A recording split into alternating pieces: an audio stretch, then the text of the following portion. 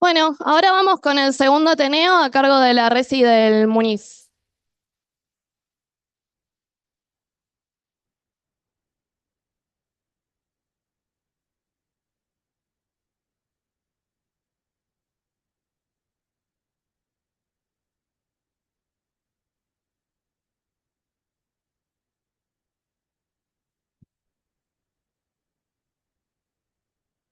Bueno, buenos días a todos. Me presento, me llamo Marina Rodríguez, soy residente de primer año de Bioquímica Clínica del Hospital de Infecciosas Francisco Javier Muñiz y en conjunto con mi compañera Rocío Castro, residente de segundo año también de Bioquímica Clínica, les vamos a presentar este Ateneo al Rescate, para que lo pensemos en situación de un bioquímico que se encuentra en el servicio de guardia, ¿sí? Y nuestro objetivo con este Ateneo es poder brindarles las herramientas necesarias para poder resolver el siguiente caso clínico.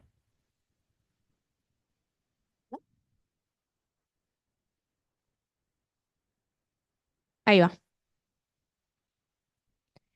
Se trata de un hombre de 30 años de edad, de profesión ingeniero agrónomo, quien acude a un hospital de Salto, provincia de Buenos Aires, por un cuadro de fiebre, dolor muscular, en articulaciones, náuseas, vómitos y también diarrea. El cuadro clínico es interpretado como una gastroenteritis. Al paciente se lo trata con ciprofloxacina y es dado de alta inmediatamente. A los 5 días de este cuadro, vuelve por empeoramiento de síntomas, en esta ocasión acompañado por sus familiares, y una vez en el hospital le solicitan estudios más complejos, entre los cuales le solicitan estudios de laboratorio.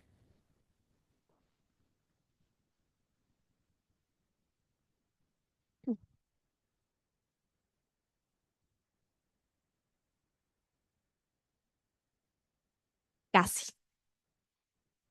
A ver, vamos con una más. Ahí va. Los resultados del laboratorio son los que ustedes ven en pantalla. Como pueden observar, el paciente presenta una anemia moderada, una trombocitopenia marcada y un hematocrito disminuido. Por otro lado, a juzgar por la urea y la crea aumentada, presenta una lesión renal aguda, una hiperbilirrubinemia a expensas de la indirecta y una LDH que se encuentra aumentada 2 veces el límite superior de normalidad. Entonces, con estos datos, junto con la fiebre del paciente, les invitamos a que puedan escanear este código y puedan votar de acuerdo a la sospecha.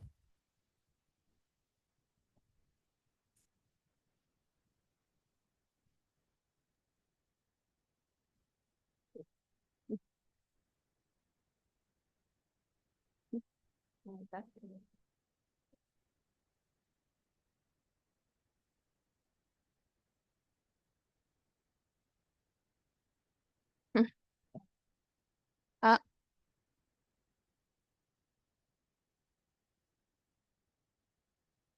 ah, ahí está. Sigamos. También en el momento de la consulta, al paciente se le indagó, a los familiares del paciente, se indagó acerca de los antecedentes de viaje y refirieron que el día 14 de septiembre del 2024, el paciente había viajado de Salto, provincia de Buenos Aires, a Costa de Marfil, África. Y había regresado de ese viaje el 28 de octubre, o sea, un día antes de la presentación de los síntomas. Nuevamente les pedimos que escaneen y puedan votar de acuerdo a los nuevos datos que le acabamos de proporcionar.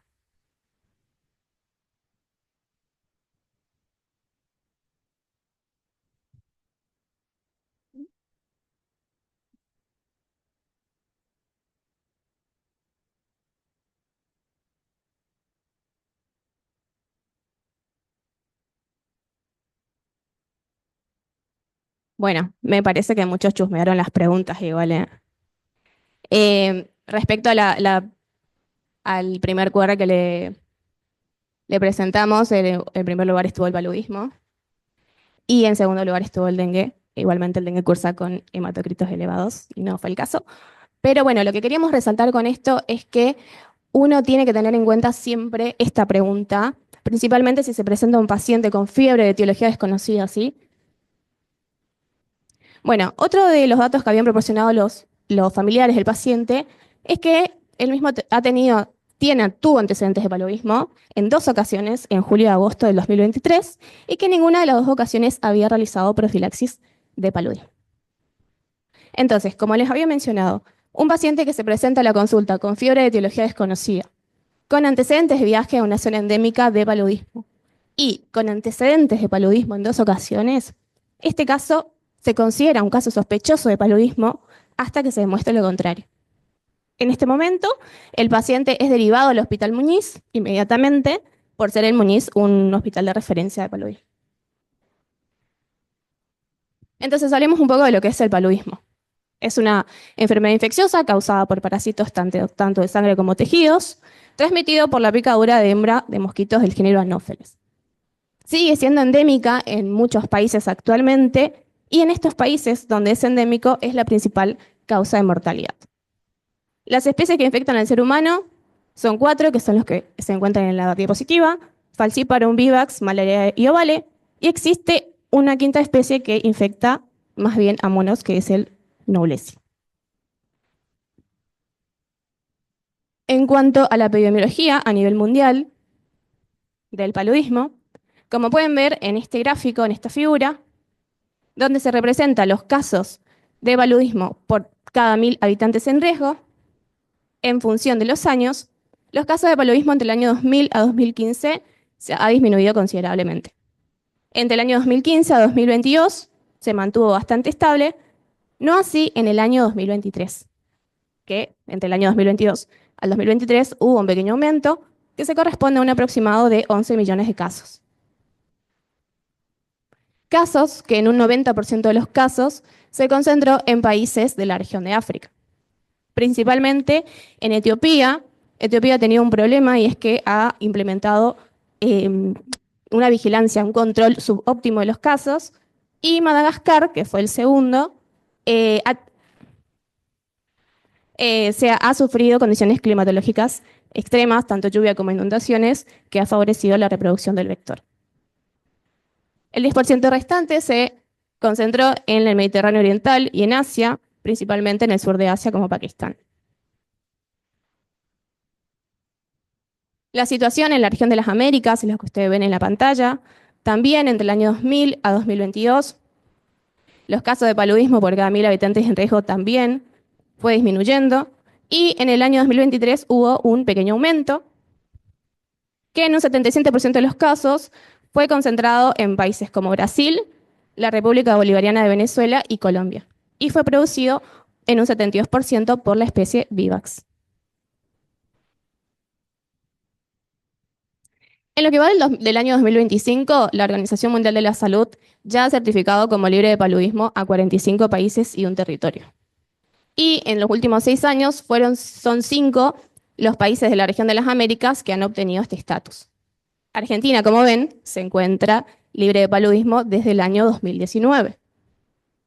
El último brote epidémico de paludismo en nuestro país se concentró en Misiones, Salta y Jujuy. Esto se produjo en el 2010 y fue producido por Plasmodium vivax. Entonces, el objetivo de nuestro país, en este contexto de certificación, es sostener las medidas de vigilancia epidemiológica y también del control vectorial. Pero lo más importante es el manejo de los casos importados, principalmente enfocándonos en el diagnóstico rápido y en el tratamiento oportuno de estos casos. Igualmente, nuestro país presenta factores que nos predisponen a que el paludismo pueda reintroducirse. Se han establecido 4 escenarios de riesgo en nuestro país de acuerdo al análisis tanto de la receptividad como de la vulnerabilidad de las distintas jurisdicciones o provincias de Argentina. Entendiéndose la receptividad, como dice ahí, a la idoneidad de un ecosistema que permita la transmisión del paludismo a través de los vectores. Es decir, una provincia va a ser más o menos receptiva según presente o no el vector. Y también en base a la vulnerabilidad, que tiene en cuenta más bien los flujos migratorios de esa provincia. Estos son los escenarios de riesgo que les acabo de mencionar. Como pueden ver, tenemos el escenario de riesgo 1, que corresponde a los departamentos de Orán y José de San Martín, departamentos que, esto es en la provincia de Salta, ¿no? Departamentos que reúnen ambas condiciones, tanto alta receptividad como vulnerabilidad. Dentro del escenario de riesgo 2, tenemos otros departamentos de Salta y Jujuy, cuya receptividad es muy parecida a esta que mencioné anteriormente, pero la vulnerabilidad es un poco más baja. Acá queremos remarcar que la provincia de Misiones, al ser o al tener un carácter turístico dependiente, principalmente Iguazú, presenta una vulnerabilidad un poco más elevada que los demás departamentos. Y con respecto a las provincias incluidas dentro de los escenarios de riesgo 3 y 4, podemos ver que la única diferencia acá es la vulnerabilidad. Y tiene en cuenta también esto que les acabo de mencionar, que es el carácter turístico dependiente de algunas provincias respecto a otras. ¿Por qué es importante tener en cuenta esto del manejo de los casos importados? Porque el Boletín Epidemiológico Nacional, en un análisis retrospectivo desde el 2022, del 2022 al 2011, ya ha confirmado 182 casos de paludismo importados en nuestro país. El paludismo, como bien sabrán, es un evento de notificación obligatoria y tiene que ser notificado en el Sistema Nacional de Vigilancia de Salud de forma nominal, individual e inmediata. Debe informarse dentro de las 24 horas de haberse establecido el caso como sospechoso. ¿Y en qué situación se considera un caso sospechoso? En esa situación que ustedes pueden leer en la pantalla.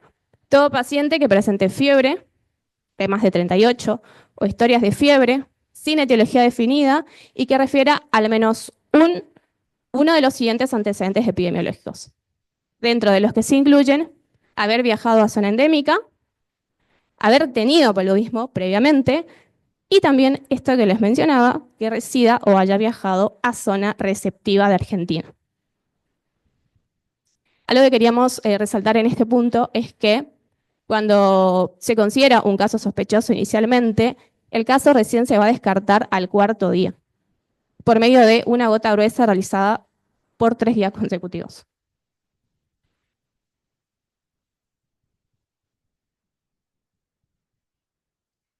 El paciente, este caso sospechoso, va a llegar al laboratorio de guardia. En el MUNIS tenemos guardia de microbiología a las 24 horas y van a llegar las muestras con esta ficha epidemiológica. Consta de 4 páginas en total, tiene que ser completas en su totalidad, pero hay ciertos datos que no deben dejar de omitirse, y entre los cuales se incluye el apellido, obviamente los datos personales del paciente, como así también el lugar de residencia. Por esto que le mencionaba anteriormente, un caso recién se descarta al cuarto día. El paciente debe venir al siguiente día a volver a tomarse muestras. Y si no viene, epidemiología tiene que ir a buscarlos. Y lo hace basándose en este dato del domicilio. También tener en cuenta los signos y síntomas. Debe completarse lo más completo posible. Y lo que es más importante, quizás desde el bioquímico que se encuentra en el laboratorio de guardia, es la sospecha clínica epidemiológica. ¿Por qué? Porque si bien esto lo completa el médico, solo debe calificar o debe calificar las patologías según el orden de sospecha, ¿sí? Y si la sospecha es alta para paludismo, paludismo va a tener el número 1. ¿Por qué es importante? Porque a nosotros nos van a llegar las muestras y nosotros vamos a priorizar los análisis de laboratorio de acuerdo a este número. Obviamente que se tiene que también completar la parte epidemiológica, que es importante para el bioquímico que carga al SNBS los datos. Para hablar brevemente acerca del vector, como les había mencionado al inicio, el vector que transmite el Plasmodium pertenece al género Anopheles. Actualmente se conocen más o menos 15 especies, de las cuales 80 son consideradas las principales transmisoras del Plasmodium. Como pueden ver, a la derecha es un mapa de la región de las Américas de la OMS. Especies, hay un montón también en nuestra región. Y nosotros en Argentina tenemos principalmente 3. Están acá abajo. Bueno, el Pseudopuntipenis, el Darlingui y el Arbitarsis. La diferencia principal entre estos 3 es el hábitat. Pseudopuntipenis tiene un hábitat más bien peridomiciliario y Darlingui más selvático. Respecto a las hembras, adultas se alimentan y transmiten el Plasmodium. Estas lo hacen en horario más bien por la tarde, cercano a la noche. Y el vector, el mosquito, se considera huésped definitivo, ya que en él el mosquito desarrolla o lleva a cabo el ciclo esporagónico. ¿Qué es lo que sucede o cuál es el ciclo de vida del Plasmodium en el vector? Cuando esta hembra anofelina se alimenta de sangre de un paciente infectado, este lleva consigo los gametocitos, tanto microgameto como macrogameto. El microgametocito madura a microgameto, acá tienen una imagen, comienza el proceso de exflagelación y de esta manera ya es capaz de poder fertilizar al macrogameto. Luego de la fertilización se produce el huevo o cigoto, el cual adquiere una forma alargada y móvil, llamada oocineto. Esta forma alargada y móvil, al ser móvil, se traslada directamente al epitelio basal del estómago del mosquito. De esa manera desarrolla el ooquiste, dentro de los cuales ocurre tanto división de núcleo como de citoplasma para formar los esporozoitos. Finalmente, este ooquiste se rompe, los esporozoitos se liberan, se diseminan a todo el cuerpo del mosquito, pero principalmente se ubican en las glándulas salivales, donde permanecen hasta ser inoculados nuevamente en un individuo en un nuevo ciclo de picadura. Este ciclo en total dura aproximadamente 7 a 14 días, pero puede extenderse hasta 21 días según la especie de Plasmodium que nosotros estemos considerando.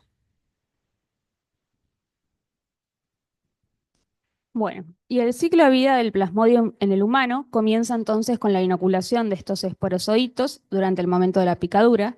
Los esporozoitos viajan por sangre hasta infectar una célula hepática. Este viaje le lleva de 30 a 60 minutos. Luego en la célula hepática comienza el ciclo exoeritrocítico, que le va a tomar de 6 a 12 días según la especie. Una vez terminado, se lisa el hepatocito, se liberan a la sangre nuevos merozoitos que van a infectar glóbulos rojos y allí comienza entonces la maduración de los trofozoitos, desde trofozoito maduro, esquizonte joven, esquizonte maduro y se vuelve a alisar el glóbulo rojo. Este ciclo es lo que determina la sintomatología principal del paludismo, que es la crisis palúdica. Básicamente es fiebre que se da en el primer día y en el tercer día o en el primer día y el cuarto día. Así entonces se llama fiebre terciana benigna a la producida por las especies Vivax y Ovale y fiebre terciana maligna a la producida por Falciparum. ¿Y por qué Falciparum tiene este adjetivo? Por la capacidad que tiene el parásito de infectar a todos los glóbulos rojos, a diferencia de Vivax y Ovale, que solo infecta reticulocitos, y Malaria es solo glóbulos rojos envejecidos.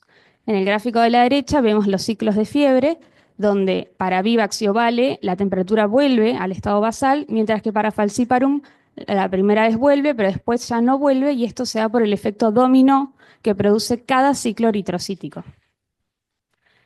El diagnóstico de paludismo se basa entonces en el cuadro clínico, en los antecedentes epidemiológicos y se confirma por las determinaciones del laboratorio. Como dijo Mariana, nuestro hospital tiene una guardia microbiológica de 24 horas, por lo que llega la muestra del paciente, que son 2 tubos de sangre entera conecta, junto con la ficha epidemiológica que mencionó, con la solicitud de paludismo como primera sospecha. El algoritmo comienza con la realización de un test rápido de antígeno específico para Falciparum, que es la proteína rica en histidina 2, y un antígeno para el género Plasmodium, que es la LDH parasitaria. Este test rápido tiene muy buena performance, pero no se puede utilizar para el seguimiento de la respuesta al tratamiento, ya que puede dar positivo incluso hasta 4 semanas luego de que negativice el recuento parasitario. Cabe aclarar que este test lo tenemos a disposición solo hace 1 mes y medio, así que para el caso clínico que fue el año pasado no lo teníamos, pero igual se los queríamos comentar.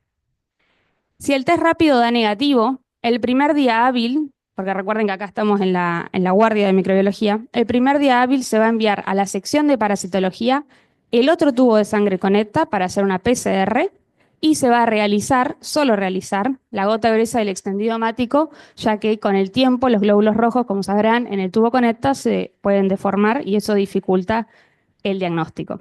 Y luego de esto, como dijo también Mariana, se solicitan 2 muestras más consecutivas para descartar el caso. Si el test rápido da positivo, se va a realizar, teñir y observar la gota gruesa y el extendido hemático. Para la gota gruesa se van a colocar 9 microlitros en esta disposición. Al tener 9 microlitros tenemos una policapa. ¿Y eso para qué nos sirve? Porque nosotros lo que queremos hacer acá es lisar los glóbulos rojos para que queden adheridos al vidrio los parásitos y los glóbulos blancos. Para el extendido hemático vamos a usar 3 microlitros y vamos a extenderlo como un frotis de hematología y con ello tenemos una monocapa que nos va a permitir ver bien los glóbulos rojos con los parásitos dentro. Y por eso el extendido hemático sí lo vamos a fijar y luego a teñir. En el laboratorio tenemos esta plantilla, que es una hoja 4 con las medidas del vidrio, entonces ponemos el portaobjetos por encima y podemos realizar la gota gruesa del extendido de manera más fácil. Para el secado se puede hacer a temperatura ambiente o a 37 grados en una estufa, pero hay que tener mucha precaución con el tiempo de secado, ya que si nos excedemos se pueden fijar los glóbulos rojos en la gota gruesa y no nos conviene. La gota gruesa nos otorga una elevada sensibilidad, por esto que les decía de la policapa, permitiendo al observador identificar de 4 a 20 parásitos por microlitro. Es por ello que acá vamos a evaluar el estadio del parásito, si está en estadio asexual o sexual, y vamos a realizar el recuento de densidad parasitaria. Mientras que en el extendido hemático, al ser monocapa, nos permite observar con mayor claridad la especie a la que estamos viendo, y por esto es que el diagnóstico se realiza en la gota gruesa, si tiene o no tiene paludismo, porque tiene más sensibilidad, y de tener paludismo pasamos a ver el extendido hemático para ver la especie. Esto lo hace el método de referencia. Entonces vamos a teñir el vidrio, acá les dejamos por escrito, ahora vamos a ver unos videos, pero lo más importante de esto es el pH del GEMS al 10%, que tiene que ser 7,2. Se puede usar solución buffer o se puede usar agua de la canilla, pero tenemos que tener en cuenta qué pH tiene el agua en el sector donde estemos. Hay algunos sectores de Argentina que es más dura o más blanda. De ser así, tenemos que acidificar o alcalinizar según sea necesario para llegar al pH 7,2.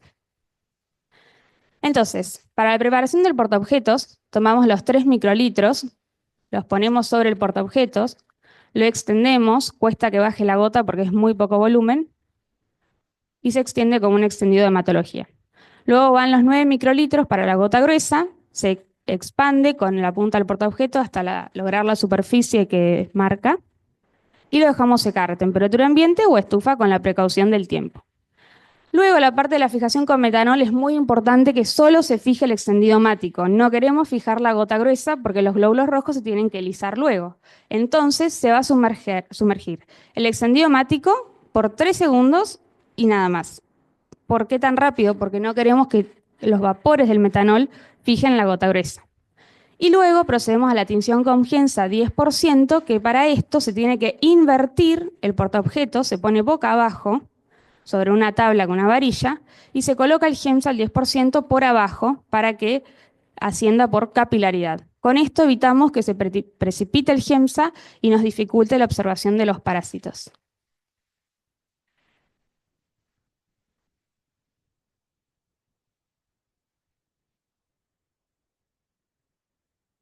Bueno, este método puede fallar también. Podemos poner cantidades inadecuadas de volumen de sangre o posicionarlas incorrectamente en el vidrio. El vidrio puede estar engrasado o el extensor puede estar astillado, pero lo que más puede pasar es que se fije la gota gruesa, como se ve en la imagen del centro. Fíjense que acá la gota gruesa tiene un color más oscuro que el extendido hemático, mientras que lo correcto sería que esté más claro porque no está fijado.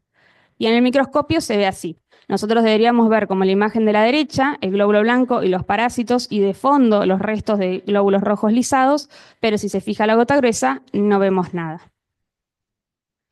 Otro tipo de interferencias, pero que en este caso nos puede ayudar, es la alarma que otorga este contador que tenemos en el hospital, que es el Sysmex XN1000, que tiene una alarma que se llama IRBC, signo de pregunta, que hace referencia a inclusiones en los glóbulos rojos.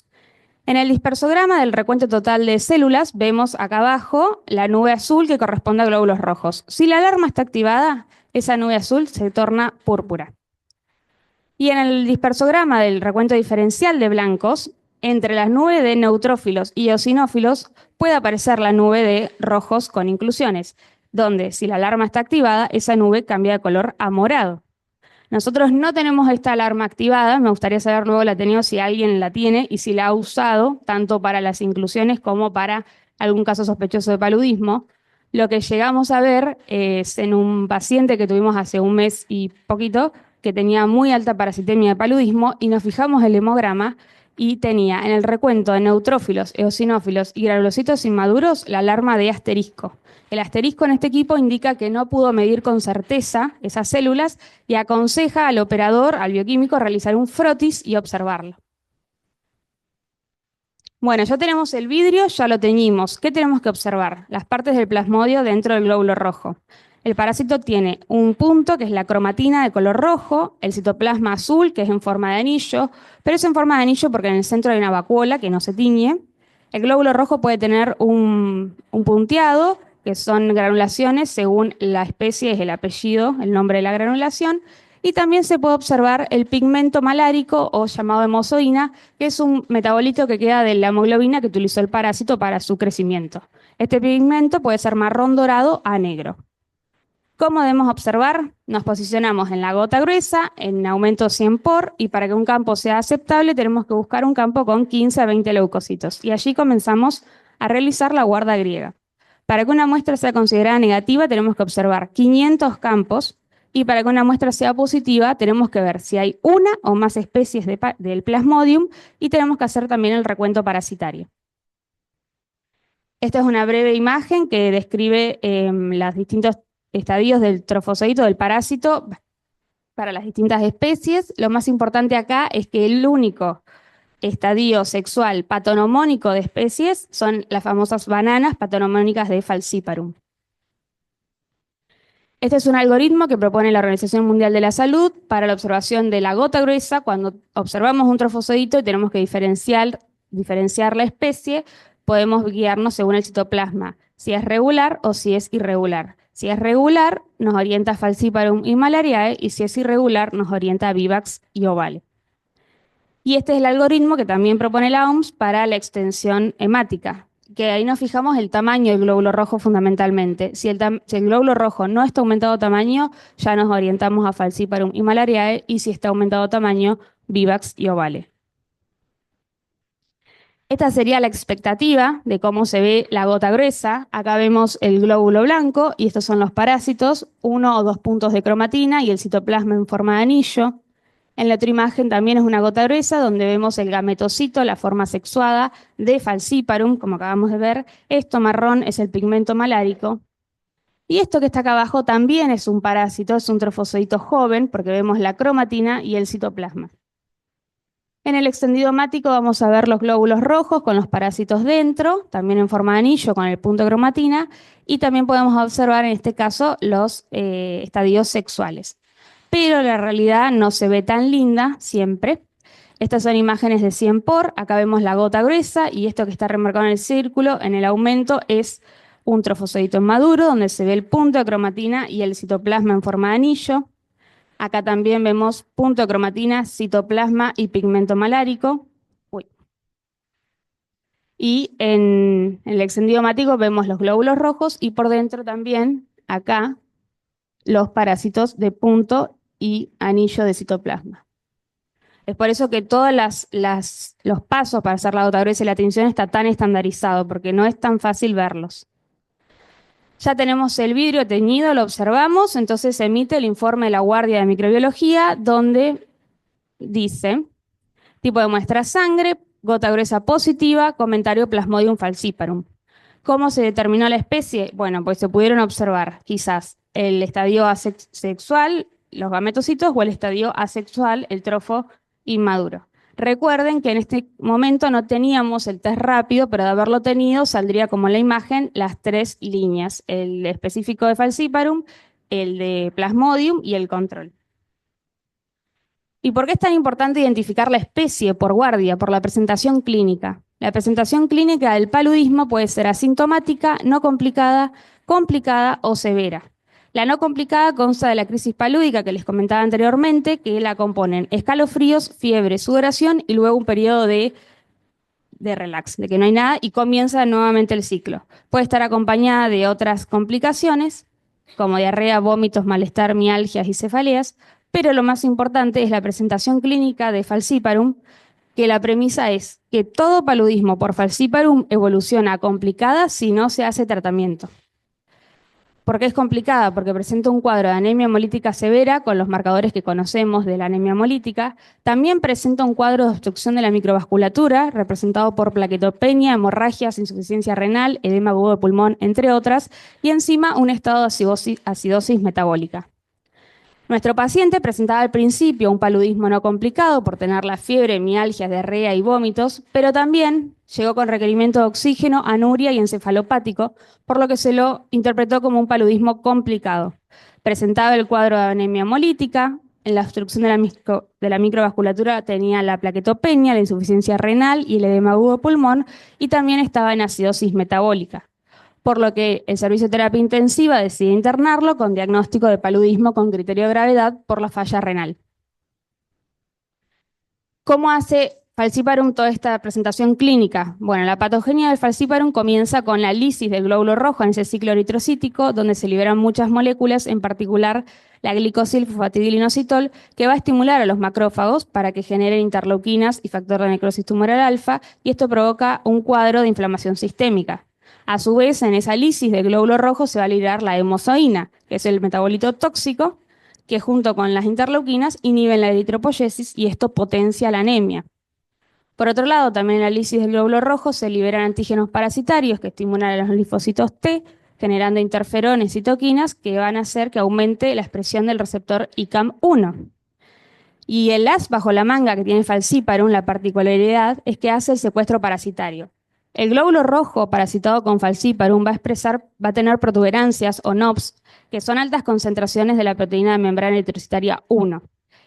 Esta proteína tiene alta afinidad por distintos receptores del endotelio, por ejemplo, el ICAM1, y según el receptor y la posición que esté en el cuerpo va a generar un tipo de paludismo u otro, por ejemplo, paludismo cerebral o paludismo placentario. Entonces, como resumen, el secuestro parasitario genera mecanismos de adhesión. ¿Entre quiénes? Entre los glóbulos rojos parasitados y el endotelio, entre el glóbulo rojo parasitado y glóbulos rojos no parasitados, y entre los glóbulos rojos parasitados entre sí.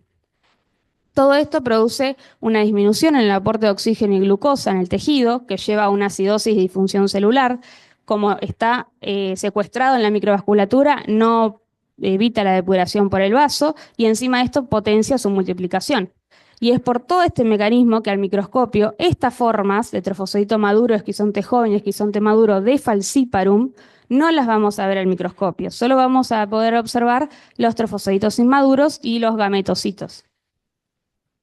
Una vez que terapia recibe el informe de guardia donde dice que se trata de falciparum, se comienza con el tratamiento antipalúdico porque es una urgencia médica por las complicaciones que genera falciparum.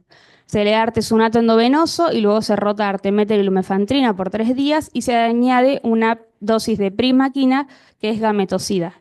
El tratamiento de paludismo es gratuito en todo el país y garantizado por el Estado.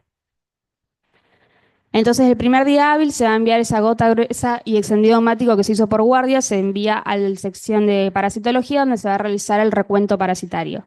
El recuento parasitario nos sirve para el manejo clínico de los pacientes, para el ensayo de eficacia de medicamentos, para estudios epidemiológicos y programas de control.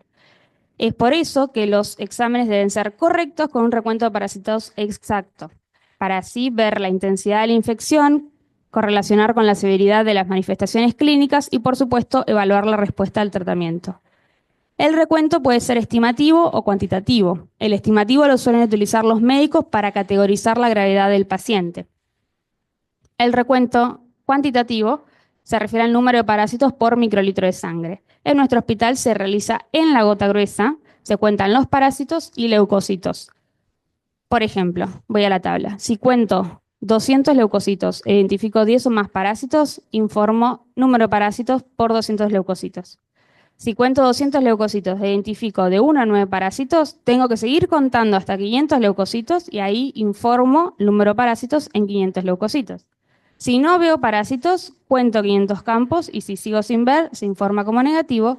Y si en mi conteo hasta 200 leucos no llegué a 200 y ya veo más de 500 parásitos, freno el recuento de leucocitos y se informa el número de parásitos por leucocitos. Esta columna verde que ven acá se introduce en la fórmula debajo y se multiplica por 6.000 y ahí se obtiene el número de parásitos por microlitro. Otro recuento que se puede utilizar es en el extendido mático a través del porcentaje de glóbulos rojos parasitados, pero no se suele utilizar, al menos acá en Argentina, por la baja sensibilidad que tiene el extendido mático. Estos números, 6.000 y 5 millones, son constantes que se toman del recuento total de eritrocitos y leucocitos, porque si usáramos los propios del paciente, estos varían día a día, entonces el seguimiento no sería adecuado. Por eso se toman las constantes. Por último, se tiene que informar la densidad parasitaria según la especie. Si tengo más de una especie, tengo que hacer el recuento para cada especie, y los estadios asexuales y sexuales de cada especie también. Entonces, esa primer gota gruesa de extendido mático que se hizo por guardia se llevó a parasitología y ahí se emite el nuevo informe, donde dice: examen de gota gruesa positivo, Plasmodium falciparum, estadio asexual, recuento 5.500 parásitos. Examen del extendido mático positivo, Plasmodium falciparum, asexual. Entonces, al microscopio lo que se vio fueron estos trofozoitos inmaduros. La segunda gota gruesa de extendido mático, vemos cómo el recuento de parásitos se redujo a la mitad. Es muy rápido la baja de parásitos con el tratamiento aplicado inmediatamente. En la tercera gota gruesa de extendido mático vemos que el extendido mático ya negativizó, mientras que la gota gruesa sigue observándose parásitos, y acá es donde se refleja la alta sensibilidad de la gota gruesa y por qué el recuento se debería hacer en la gota gruesa y no en el extendido mático. En la cuarta gota gruesa ya están los dos métodos negativos y en el primer control post-tratamiento y en los siguientes continúa negativo. El seguimiento de paludismo por falciparum se evalúa clínicamente a ver si la anemia o el edema pulmonar resolvieron, y también se hace gota gruesa, extendido mático y recuento parasitario los días 1, 2 y 3, 7, 14, 21 y 28. Esto es lo orientativo. En nuestro paciente, por ejemplo, se hizo hasta el día 4. Se suele hacer gotas gruesas todos los días hasta que negativicen ambas, gota gruesa y extendido mático, y ahí se continúa con estos días. También en nuestro hospital contamos con la sección de medicina del viajero, que hacen consultas pre y post viaje. En este caso, de nuestro paciente para África, lo que no hizo profilaxis, lo que debería haber hecho es tomar doxiciclina 2 días antes, durante la estadía y hasta 4 semanas después. Sin embargo, medicina del viajero aconseja realizar la consulta porque hay distintos tipos de resistencia según la especie y según el país al que uno viaje. Por último, quizás se preguntaron si paludismo genera inmunidad. La verdad es que a larga data no, solo genera un estado de premonición o semi-inmunidad que se da cuando el parásito está en el huésped. En ese momento sí protege contra reinfección solo de la misma especie, pero no protege contra reinfecciones posteriores. Este estado de premonición suele observarse en habitantes de regiones hiperendémicas y por ello tienen menos susceptibilidad a infectarse. Se condice con que su sintomatología aparece con parasitemias mayores a 0,2%, mientras que en individuos no expuestos la sintomatología aparece con parasitemias mucho menores. En nuestro paciente tenía una parasitemia de 0,2% que condice con los antecedentes de paludismo que tenía. Como conclusiones, entonces, siempre que haya una persona con fiebre, antecedentes de viaje aérea con transmisión activa de paludismo, siempre primero pensar en paludismo. La variabilidad interoperador que existe en el momento de la observación de la gota gruesa y el extendido mático es bastante alta. Es por eso que se necesita entrenamiento de personal de laboratorio a través de cursos de certificación de microscopistas que luego serán evaluados por programas de control de calidad. Y por último, el diagnóstico de certeza de paludismo. Si bien la sospecha epidemiológica y la sintomatología ayudan y apoyan, el diagnóstico es nuestro, es del bioquímico. La bibliografía que